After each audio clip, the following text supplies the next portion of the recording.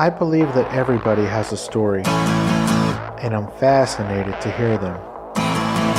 So come with me as we take a walk down Fascination Street.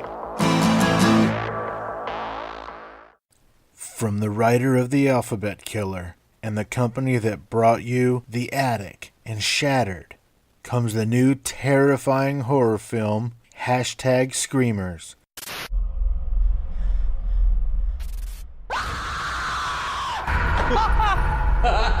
Homepage? Homepage, guys. Yeah. Homepage, Chris. We need homepage from you. In a state of shock. Chris, what do you hope is the future of the company? We are people's first connection when they turn on their computer. That is the ultimate goal. I want to make Giggler into $1 billion company, and we're going to do it. Watch us on the cover of Time magazine. All right, we have a huge video, okay? And we all know this. If we don't capitalize on that video, we're nowhere, okay? So here's what I want to do. Abby, check out this video, see what you can find, okay? Griffin, Find out who's making these things. We are supposed to not be able to track you, but the truth is, we can track you. This is Tom Brennan from Giggler.com. Were you the person responsible for making the videos that were submitted to us? How did you get this number? Don't you know? In this first screamer that we got, I realized this grave belongs to a Francis Tumulty. Okay, who is? Is one of the prime suspects of Jack the Ripper. No way. I'm looking at the original Screamer video. I'm scrubbing this. Same girl. It says she's been missing for years. I mean, there are dozens of news articles about the disappearance of this girl. Some guy, this is a prank. This is for real. You know, it must be a real girl that's kidnapped by Jack the Ripper. Yeah, that makes sense. Oh my God! Okay, we take this camera, we go up and we confront them. We have an address. Let's go knock on the goddamn door. Tom, I don't think this is a good idea. Just. No, man, this is good video. Tom, it's okay. Come on, guys. What the hell was that?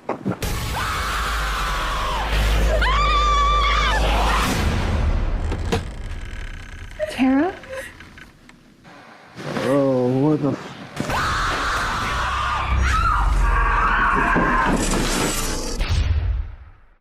Available now on iTunes and VOD everywhere. Hi everybody, this is Steve Owens from Fascination Street Podcast. I really appreciate your listening to the show. I'm having a lot of fun getting to talk to some really fascinating people, and I want to continue doing this, but I need your help. I need you to subscribe and tell people about the show. But the biggest thing you can do to help me is to rate and review the show on iTunes or wherever you listen through. As a special thank you, anyone who rates and or reviews the show, send me a screenshot as proof and I will mail you a set of 3 pair of silk cufflinks courtesy of my friends at Menlo House. You can send it via Twitter to @FascinationSTPD, via Instagram to FascinationStreetPod, or email me at FascinationStreetPod@gmail.com. I really appreciate all of you for listening and for helping. Thank you so much. Now let's get to this week's guest. Hey guys, this week we get to know actor Adam Tsekhman. We talk about growing up in Canada, acting in Russia, his love of travel, the hit show on the CW Legends of Tomorrow that he's on, and we talk about his forthcoming movie Dragged Across Concrete with Mel Gibson and Vince Vaughn. Enjoy guys, Adam Tsekhman.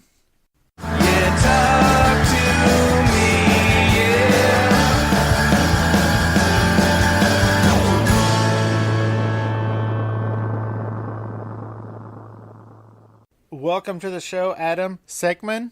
Perfect. All right. Yep. All right. I love it when I say things correctly. So I did say it right. It is pronounced Adam. Yeah, it is pronounced Adam. That's exactly right. Yeah, I know that Adam becomes a challenge for a lot of people. So I'm really impressed that you figured that one out. Thank you very, very much. I worked hard. Yeah. Oh, I'm sure. Adam Tsekhman, thank you so much for joining me on Fascination Street. I really appreciate your time. Pleasure to be here, Steve. Pleasure. Before we get into how everybody on the planet knows you, let's talk about where you came from. All right. You're born in Winnipeg? Born in Winnipeg. Do you know where that is, Steve? I haven't been there, but I hear it's really cold and it's really far to the west of Canada. Is that right? No, it's right smack dab in the middle. It's like directly north of North Dakota. Oh, okay. So it's the prairies, the breadbasket, if you will. But that means that it's like super flat. There's no hills, no mountains. And yeah, in the winter, it's so cold there. Check this out. This is going to surprise you, especially since you live in Texas where it's over 100. But in the winter, it's so cold that all the shopping malls have, every parking spot has an electrical outlet at that parking spot, and everybody gets an extension cord that comes out of their engine, so you plug in your car while you're at a movie or at the mall so that the oil doesn't freeze, so that you can start your car when you come back to your car. Okay, now that is insane. However... Oh, yeah, baby. However, the very first car I ever bought was in like 1992, I think. Yeah, I think it was 1992. And it was used. It was like a 1984 Oldsmobile Cutlass Supreme or something like that. And I bought it here in San Antonio. And it took, I don't know, a year and a half before I could finally find somebody to tell me why there was an extension cord hanging from under my engine. Oh, wow. Okay. Isn't that weird? You bought it from some cold weather climate. I guess so. I was just like, so wait a minute. Interesting. I was like, so it's supposed to make sure the oil doesn't freeze? I live in San Antonio. Yeah, not going to happen here. You have a air conditioning plug to keep the engine cool. It was so weird. Need something like a fan. Right, and it was so weird because, that was my first car, so I was like, do they all come like this? It is weird because, like, growing up, it was just normal. I would see, every car would have that. But then you would go to other places and not only other places in the States, even like, when I was 14, my family, we moved to Toronto. And even in Toronto, people were shocked that that's what they do in Winnipeg. And Toronto is, it's still Canada. It's still cold weather climate, but it doesn't get as cold. I mean, we're not getting to the levels of the prairies, which is, it's equally cold in like Fargo and Grand Forks, North Dakota, and like Minneapolis. It's kind of the same temperature. Gotcha. Now, and the annoying thing is it's really cold in the winter, and then in the summer where it's actually like very nice, it's warm and beautiful, but because there are so many lakes in that neighborhood, there's insane amount of mosquitoes. It's also like the mosquito capital of the world. So like if you're out during the day playing sports with your friends or whatever, and you're in the sun, it's fine. And then the second you go into the shade, you suddenly start to feel the mosquitoes. And then at night, like, beautiful evening, you want to walk around and there's just mosquitoes everywhere. It's really frustrating because you live through this like unbearably cold winter, and then finally when the weather's nice, you just get eaten alive. Was that Winnipeg or Toronto that has all the mosquitoes? That's Winnipeg. That's all Winnipeg. Wow, that is insane. Insane, yep. Now, I have been to Toronto. I went about 3 years ago, mid-May, and it was beautiful. Yeah. And I think that you said it wrong. I think you pronounced the first O, and aren't you not supposed to? Yeah, so the way you're supposed to do it is it's like you pronounce it with a CH in the beginning, Toronto. Yeah. So it's like, imagine it's CHRONO, Toronto. But since you're talking to me, you're talking to an American, you're like, you know what? He's probably not going to know what Toronto is. Exactly. I have to adjust it. Toronto. There you go. Toronto was beautiful. If you said Toronto, people would look at you sideways. Yeah, I bet. Very politely say, what the hell are you saying? Yeah, what are you talking about? Yeah, exactly. All right, so when did you decide to leave Winnipeg? Well, my parents did. We moved when I was 14. So high school was in Toronto, and then from there I went to college in the U.S. That's weird. Grand old America. That's weird. I would say that you went to university here, but whatever. I mean, you could say college. It's fine.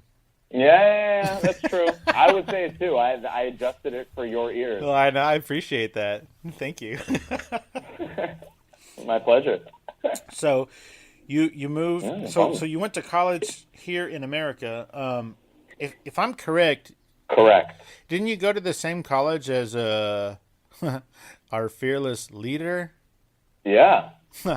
As our fearless leader and his son and daughter. They all went to the Wharton Business School, Wharton School of Business. And also, I was actually in school at the same time that Don Jr. and Ivanka were there, but they weren't in my same year, so I never knew them. Really? Yeah. Yeah, he was like 2 years older, and she was a year or something younger. Yeah, but we're all getting our...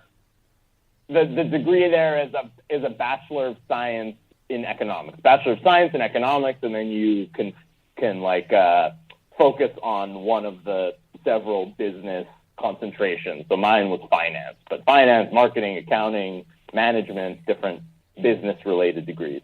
And did you graduate? Did you get your degree? Yeah. Well Yeah, done. graduated. Had a job offer to do investment banking for Lehman Brothers. I couldn't do it, Steve. I couldn't do it. What year was this job offer with Lehman?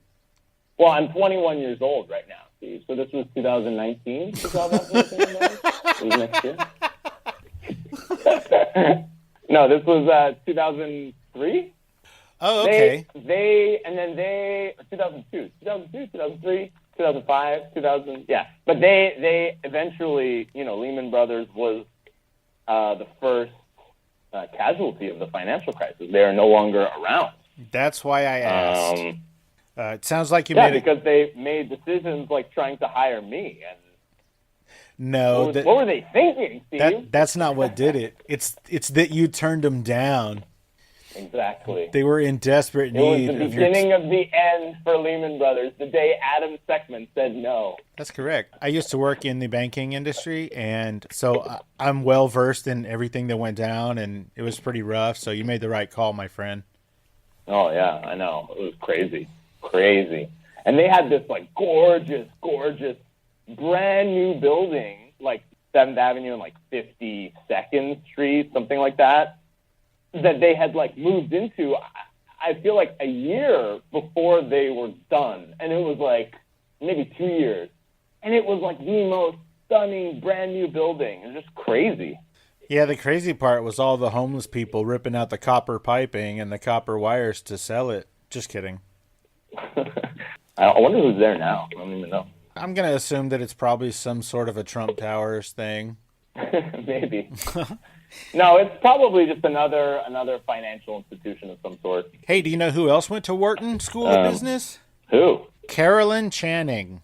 Carol Channing? Like the comedian? No, Carolyn. Carolyn Channing? Yes. I don't know who Carolyn Channing is.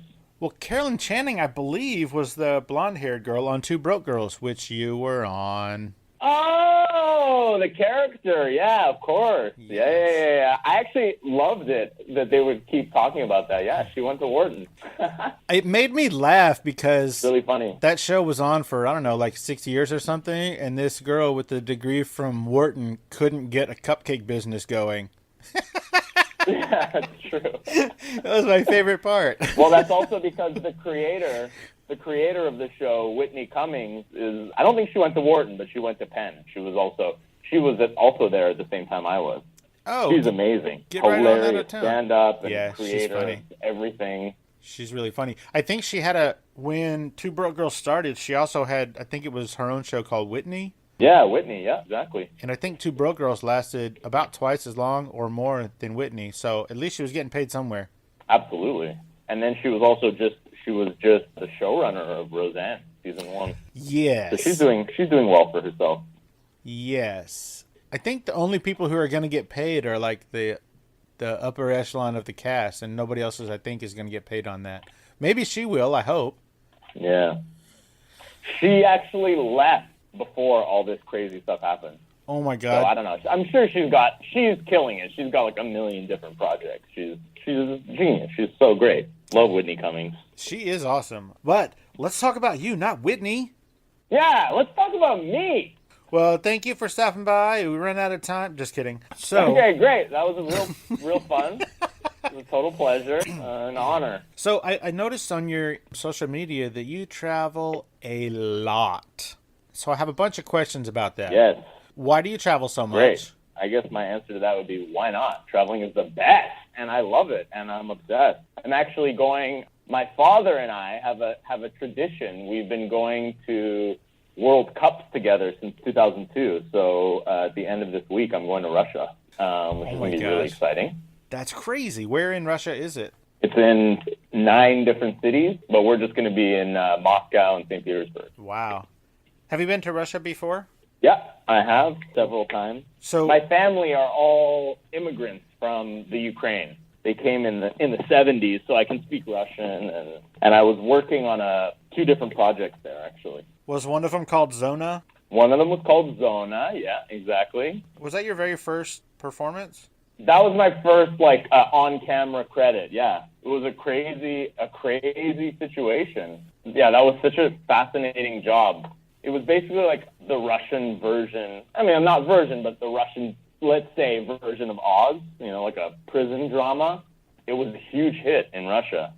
Wow. It lasted, but it only lasted 1 season, and there was all kinds of crazy stuff that happened around it.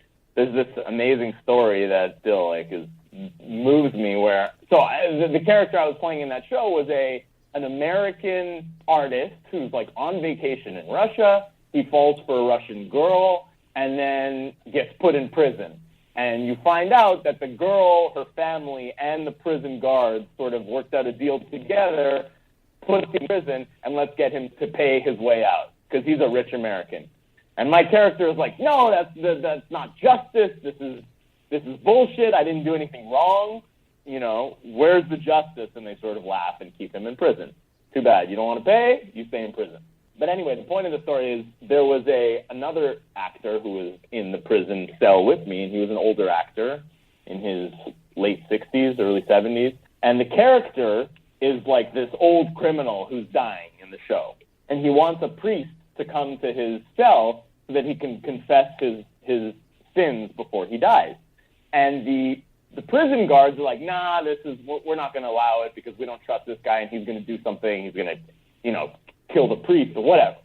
So the actor played this amazing scene where he was resigned to the fact that he's not going to have a priest and he's ready to die, And I distinctly remember it was the last scene of that night, and I'm sitting and watching this actor, and I'm completely not in the scene. I'm just watching him like a fan. I'm like, wow. Thinking to myself, wow, he's incredible. This is amazing. He's so good. And it was the last scene of the night. He was ready. He's like, I'm ready to die. And the actor, on his way home, it was the coldest night in 40 years in Moscow. On his way home, he died. He had a heart attack and passed away. Are you kidding? How insane is that? Insane. Yeah. I was shocked, and they called me the next day. I was like, I can't believe it. And then I thought about the way he played the scene, and I was like, oh my God, art imitating life, or in this case, death. It was shocking, and who knows? But it was just, I feel like retelling that story in honor of experience and him and everything. It was crazy. So anyway, yes, that was my first on-camera credit. Not to be a Debbie Downer, but it's just an amazingly weird story. So that is a wild story, and if that was your first your first professional acting experience, I'm surprised you weren't like, maybe this isn't for me. Yeah, exactly. Instead, I was just like, okay, just make sure you're never that good. Just make sure your acting is always just a level or 2 below that level. Just don't be that good, and then you won't die. If you're not a genius, you're fine. That's what I learned. Oh, that sounds great. I was looking at your IMDb or whatever, and I came across a movie called, I believe it's pronounced Sealy or Silly.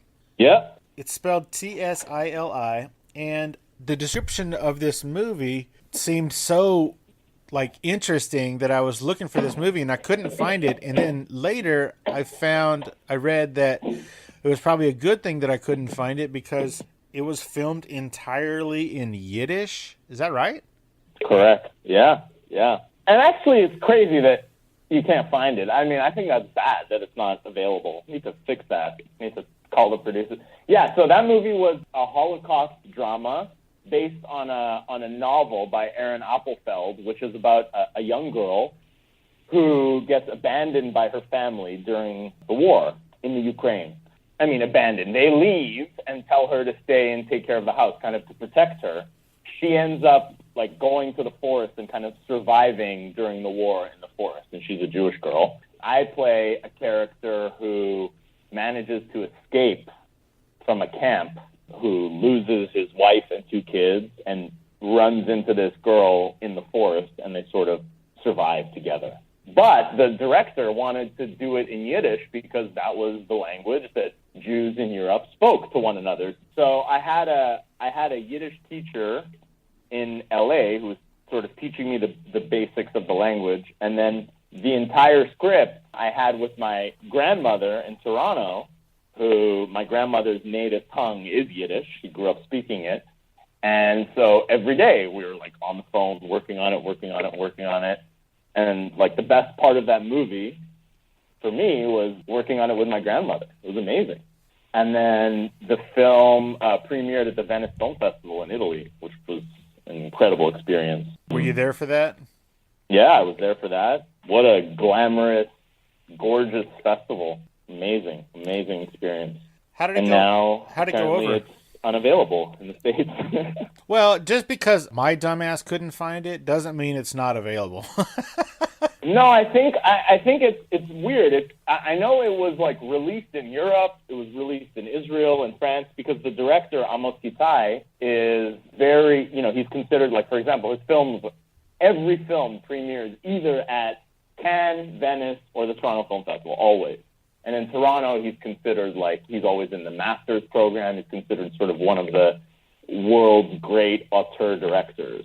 So working with him was a real pleasure and very unique experience too. Also doing an entire movie in a language that I didn't really speak. Well, I'm sure. How did that role come about? I had met him through, there was a period of time where I had a girlfriend in Israel and, long-distance relationship. And while I was there, I had met him and then just sort of stayed in touch with him. And every time he would come to Toronto for the film festival, I would meet up with him and just always stayed in touch and became friendly with him. And then he told me about this film, asked me if I'd be able to do it. And I was like, scared but excited to tackle this like behemoth of a task. But it's an amazing experience, like working in a different language. What I found interesting was after we sort of finished training, the teacher, me, and my grandmother, at the end, my grandmother, I could speak Russian, but my grandmother said, your Yiddish is better than your Russian. Wow. And I was like, it made no sense to me because I'm like, I don't really even know what I'm saying. Like I know, I've broken down every word and everything, but she's like, yeah, of course, it's in your blood. Of course it is. It makes sense. I mean, I don't know. Maybe there's something to that, maybe not. It was nice to hear regardless. That's really sweet that it afforded you that opportunity to bond so well on that level with amazing. your grandmother. That's really cool. So how many languages do you speak? English and Russian, the best, and then, I can speak a bit of French, a bit of Spanish, a bit of Hebrew. That's it. Those other ones, though, need to be immersed to do them well, but Sure. But it helps in Hollywood playing various foreigners. Yeah, you seem to, I don't know, is it your look or is it the fact that you are an international movie and TV star, or is it your ability to have these accents and these languages? Why do you play such foreigners all the time? Good question. I don't know. Typecast? All of the above, I guess. Yeah, I think speaking different languages allows you to learn other languages more easily, but more easily? Is that grammatically correct? I'm not sure. In English, it is correct. I mean, I can't speak English, but the other languages, I'm fantastic. And also, you can't say the word Toronto. I can't say the word Toronto. Yeah. You're working on I guess maybe a reimagining or whatever of Americanistan. Yes. How's that going? It's going great. We're developing. So me and my writing partner wrote it. We wrote the pilot and sort of subsequent. We have a Bible for subsequent episodes and seasons, and we are redeveloping it to turn it into a TV series. It's a sitcom that's based in the Middle East. It's about a Texas billionaire who launches an American news network in a fictional Middle Eastern country. So we're trying to like make the Middle East funny. There's a lot of horrible things in the Middle East, but there's also a lot of comedy there. That was going to be my question, because you're playing a fictitious dictator, and I'm just wondering, over here we don't hear a whole lot about the wild and crazy sense of humor of the Middle East, and so I was wondering how that's going to go over. Are you worried about it? I mean, you know, we're not like pointing a finger at any one particular country or religion or anything. It's more like, look, this is it's more a criticism of like totalitarian dictatorships, and not even a criticism, but like when you have a country that's a dictatorship and you have reporters who are trying to report the truth in a country where everything is censored, how do those two things mesh? And then in addition, you know, how do you make misogyny funny? How do you make terrorism funny? Not easy, but there's been so much sad news about the Middle East. Why not find the funny? You know, look, different people have done it. You know, Sacha Baron Cohen did The Dictator, which I love. And again, that was sort of not a real person, a fictional country. We'll see. I mean, I'm not worried, but it sucks that would be something that we would even have to think about, being concerned about that, you know? Correct. I agree. But we'll see. Well, it may make our prospects with the show more challenging, but, you know, I'm up for it. Well, it sounds awesome. It'd be great if it was on, you know, one of the streaming platforms or something, so that you could really get away with some more, you know, I think they have a little more leeway than a network. Exactly. Totally. We'll see. Fingers crossed, Steve. I'm crossing all my fingers. This podcast will be step one. Dude, you know what? If you just want to hold on, I'm just going to patch in Netflix real quick to this conference call. Yeah, if you can do that, that'd be great. Oh, that's really nice of you. Thanks, man. Yes, sir. Yes, sir. I'm here for you. You're a real class act. I really am. Tell me about Sled Serious. Sled Series is a short that's part of a series of shorts that make up a feature film. It's like volume 2. The first one was a short we did called Dead Serious, and they were all shorts that were different elements related to the death of a particular woman. So there's 9 shorts, and you learn over the course of these shorts what happens to this woman. It's sort of a thriller, but Dead Serious was the only comedy short within that, still related to her death, where me and another brilliant actor named Matt Murray, who is killing it in Hollywood. He's on that show 9JKL on CBS. Yes, he plays the bellboy, or the doorman. Exactly. He's hilarious on that show. Oh, he's hilarious. He's so funny. He's awesome. So we were together in Dead Serious playing 2 coroners who are coming to collect this woman's body. And Sled Serious, we play 2 mall cops. So Sled Serious is like a series of shorts based around Christmas. And it's 2 mall cops who catch this girl who's stealing a sled for Christmas. Also just a, you know, comedy. Is that sled named Rosebud? Well, they should have named it Rosebud, but I don't know. No, the sled doesn't have the name. Sadly, they didn't invoke Citizen Kane in their short, but, you know, maybe in the next one, now that me and Matt keep doing these shorts together. And it was also, that one was great. It was me, Matt, and Sarah Waveglass, who's also fantastic. She's awesome. She's on Degrassi.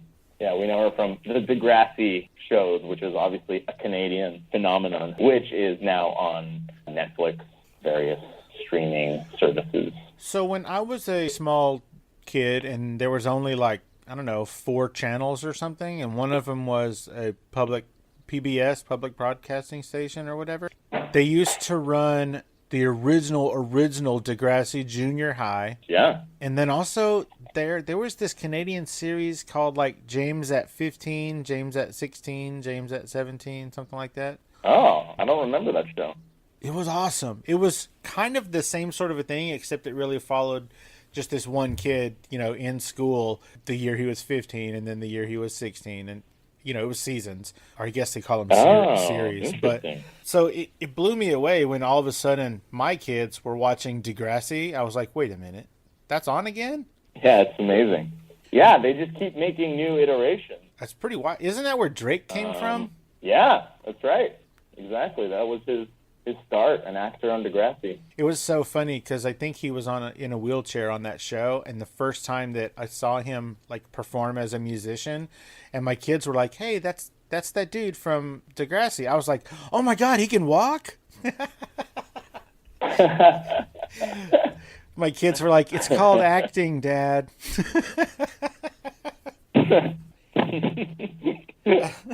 Let's talk about your current job where you work for. Yes. Hold on, wait. Let's see here. You work for the Time Bureau. Is that right? How'd you get that job? Correct. Yes.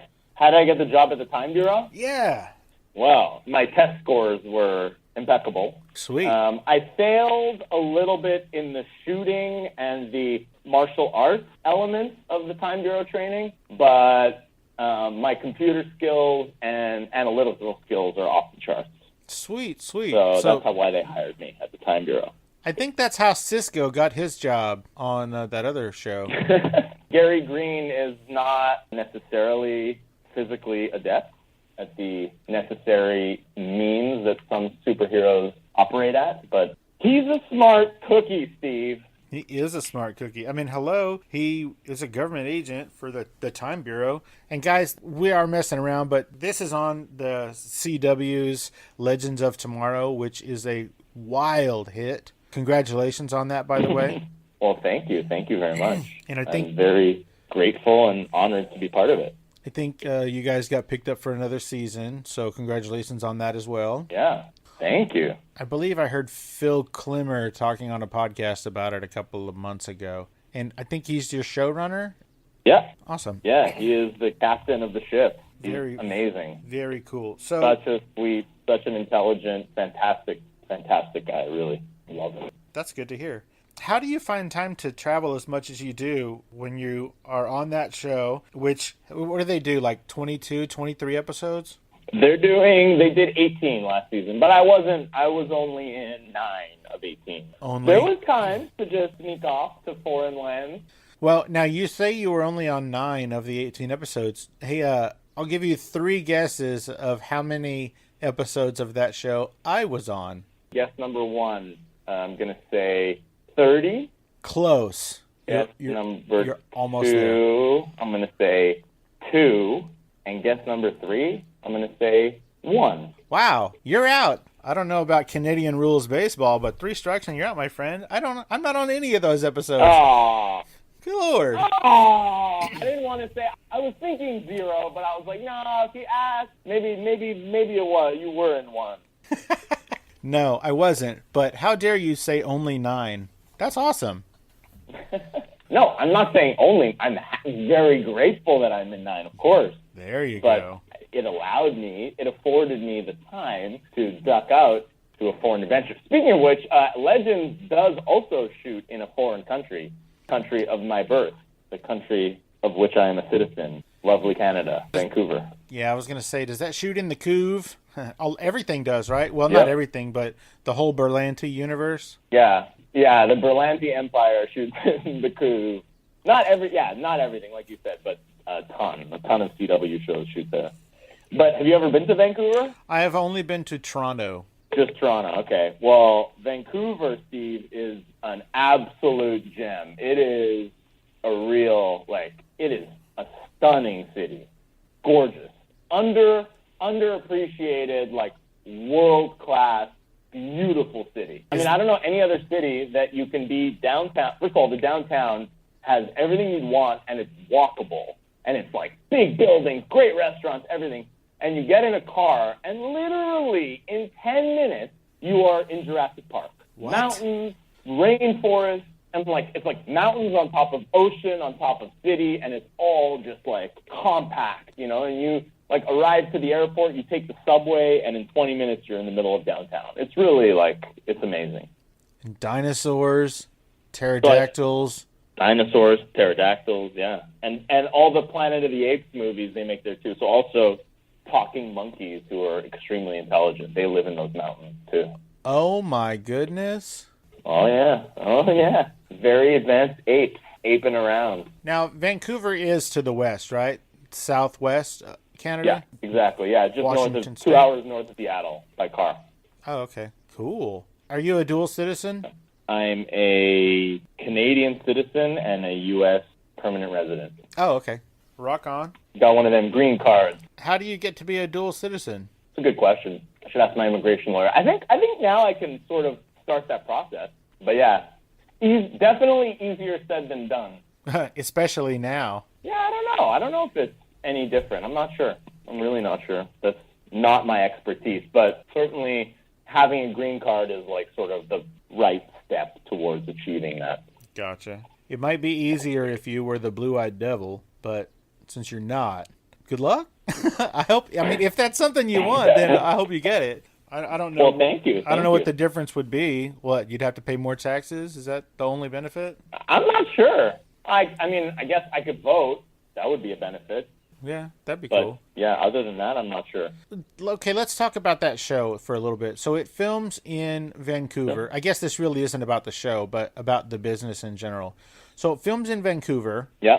Without going into any detailed amounts, can you talk about all of the people that you have to pay? I mean, you have to pay like Canadian taxes and probably American taxes, and you have agents and managers and like how many? Yeah, I make no money is really the key here. I have a job and actually earn no money after all the people I have to pay. I also have several handlers. I have a bag guy. He just carries my bag. I have like a mirror person, like a guy who walks next to me. Because here's the thing, Steve, I always need to make sure I look good. And I find that like doing the selfie thing on my phone to check how I look it's just not as clear as a mirror. And obviously I don't want to hold a mirror, so I got to pay a mirror guy.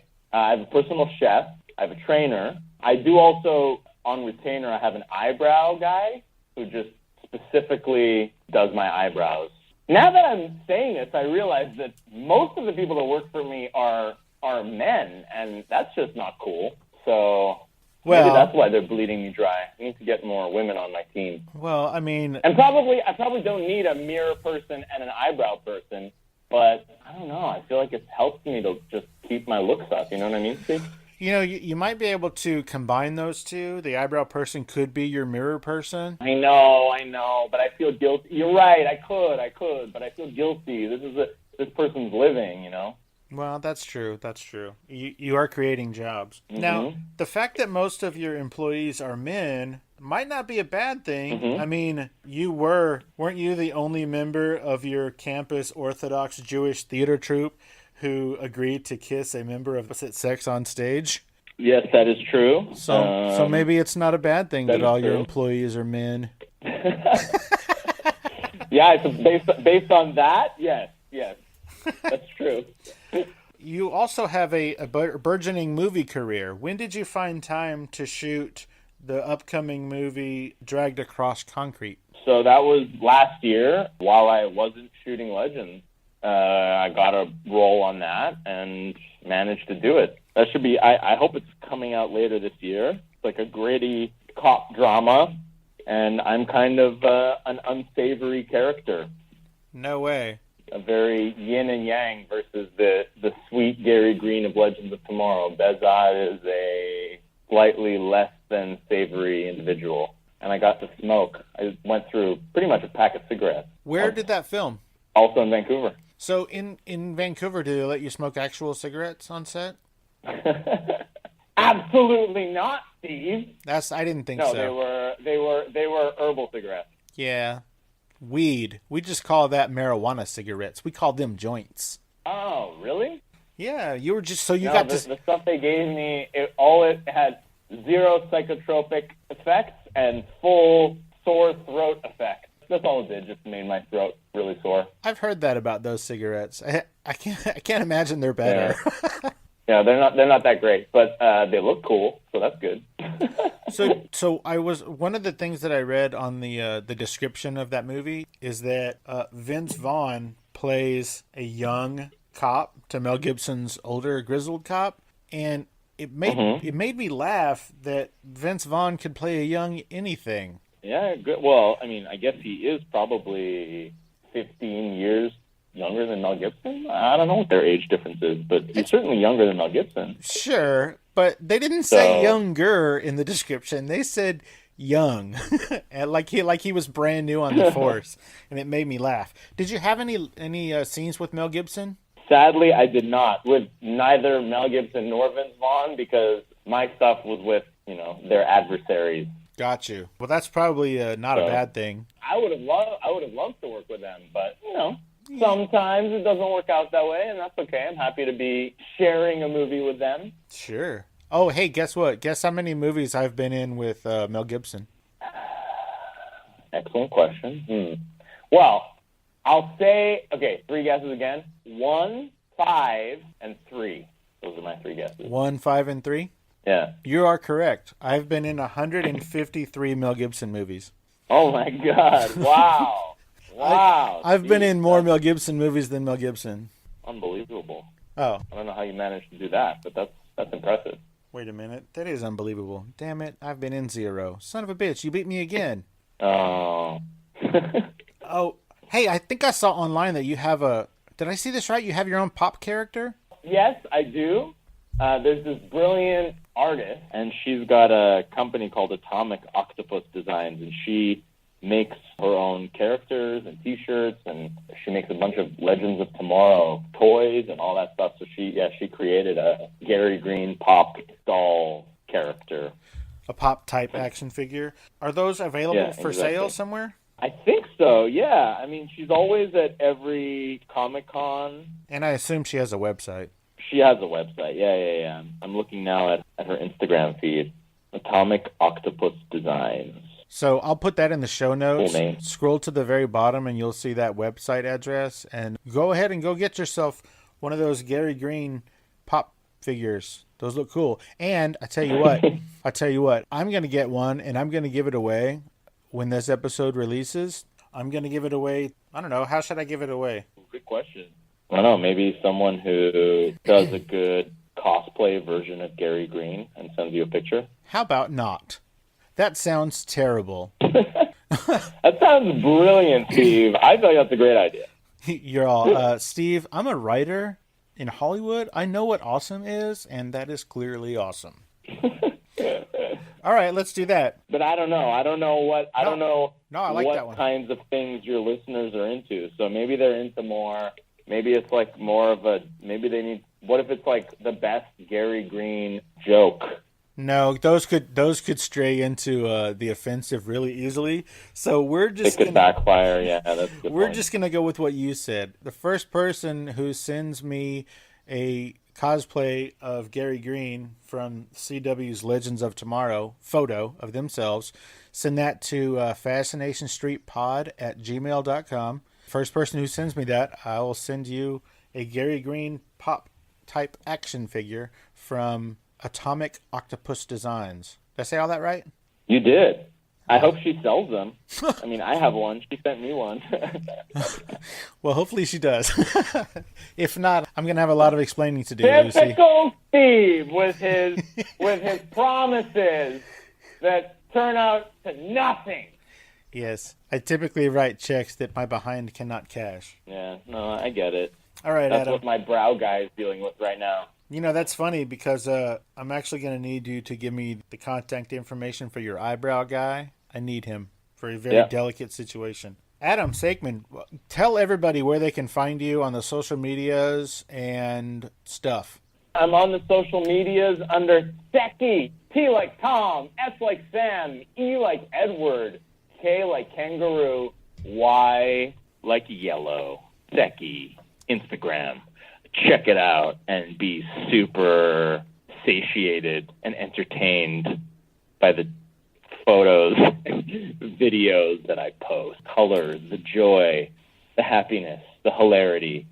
It's all there for you to enjoy. I hate to be this guy again, but I think I got to correct you on your English. I believe the term is sated, not satiated. I believe it's just sated. Sated, yeah. Satiated is through eating. There you go. Okay. Is that the only place? You're only on Instagram? I'm also on Twitter. Yeah, Twitter, same thing. Tsekky, Tseky. You're also on Facebook, but you haven't posted in like a year and a half. Yeah.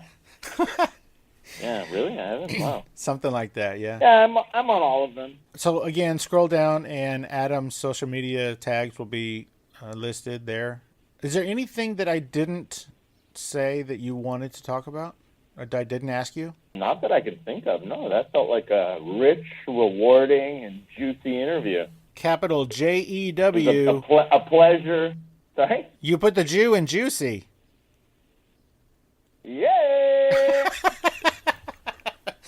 Okay, so I think that season 4 is going to come out sometime around the first week of October. That is a wild guess, but I know it's bad luck to say good luck. So, Adam, I hope you break both of your legs. Aw, thanks, Steve. And if you ever find yourself in need of a trip to a seriously hot climate and you are headed this way, maybe you're doing something in Austin, you're filming something or whatever, let me know. I'll come by you a beer. Yeah, We'll or hang I out. come to San Antonio for the weekend to watch my beloved Toronto Raptors annihilate the Spurs. Then, yeah, we'll grab a bite. We'll grab some tacos. I'm sorry, you're breaking up. Did you say something about the Raptors? I did, yeah. I'm sorry. My beloved Raptors I'm sorry you're breaking beating up. the San Antonio I can't- Spurs. I That's what can't- I was talking about. The Raptors destroying the Spurs. That's what I was talking about the know. Raptors beating the Spurs. I don't know. Maybe In you're San speaking Antonio. another language. I don't understand what is happening right now. All right, cool. Adam, you have a great rest of your day, dude, and thanks again for calling me. I appreciate it. Thanks, Steve. It was a pleasure chatting. Take it care. easy, man. Bye. Bye-bye. What's up, guys? I'm back with this month's Menlo Club promo code. Menlo Club, as you know, is a subscription-based clothing service for men that I've been using for over 2.5 years. Every month, for $60, tax and shipping included, they send you a surprise package. In that package is everything from jeans to t-shirts to short sleeve button-ups, long sleeve button-ups, shorts, socks, belts, swimsuits even workout gear. Did I mention shoes? Every month they pick a couple of those different things and they send them to you, all for $60. But when you sign up, if you use promo code FSP, as in Fascination Street Podcast, you'll get 50% off your first month plus free socks and a free pair of sunglasses for the month of July. How cool is that? Just for putting FSP. Just because you're a listener. So go to menlohouse.com and sign up. Use promo code FSP and you'll be happy you did. Opening music is the song Magnolia from the 2014 album Intransigence, used with permission from Douglas Miles Clark. Closing music is Apollo from the 2001 album Into the Known by the band Sapphire. Thanks for hanging out with us and getting to know a little bit about our guest. We'll see you next time on Fascination Street.